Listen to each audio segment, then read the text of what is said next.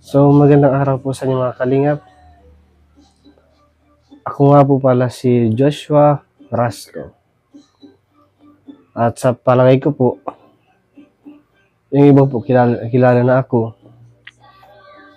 At gumawa po ako ng sariling channel dahil na rin makatulong sa magulang ko at kay Mama Josie. Kasi po talaga, sobrang hirap po ng pamumuhay dito sa ating probinsya, sa Bicol. Ang produkto po ng nyog is humihina na po. Baka po mga 1 taon pa o higit pa bago po makarecover ang nyog. Halos po ang nyog dito sa aming probinsya ay wala na po halos bunga. Talagang sobrang hirap po ng pamumuhay. Para man po sa ikabubuti namin itong ginawa kong channel, para di makatulong. At sana po tuloy na pong gumaling si Mama Josie sa kanyang sakit. At nagpapasalamat po sa inyong lahat sa walang sawang suporta po kay Mama Josie at sa channel po ni Roland Vlogs. At nagpapasalamat din po ako kay Kalingap Tata na walang sawang pagtulong po kay Mama. Kaya saludo po ako sa iyo kay Tata sa walang sawang pagtulong kay Mama Josie.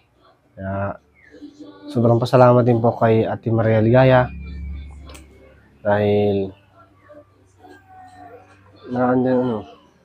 kasama siya lagi kay Tata para na mabisita si Mama, nakatulong din po. So yun po, at papasalamat din po ako dahil unti-unti na pong gumagaling si Mama Josie. Nagpapasalamat din po ako sa inyo sa pagdarasal po para gumaling na siya. Kaya pag-pray po natin, tuloy-tuloy na po pag-pray para kay Mama Josie. At sana po patuloy po natin suportahan ang channel ni Ronald Vlogs. Siyempre po itong channel ko na nag-umpisa pa lang, Joshua Vlogs, si Kalingap Tata, si Ate Maria Ligaya,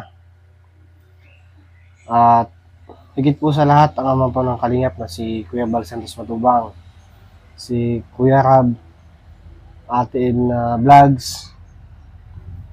Sana po patuloy pa natin silang suportahan sa kanilang channel. At sa buong team Kalingap po, sana mas marami pa po silang matulungan na kagaya ng Mama Josie na nangangailangan ng tulong. At sa mga talagang nangangailangan, sana po napansin niyo po sila. Tulad po ni Tate Arnel. So yun lang po mga Kalingap. Magpapaalam muna po ako. Abangan niyo po ang susunod kong vlogs. Thank you very much po sa inyo.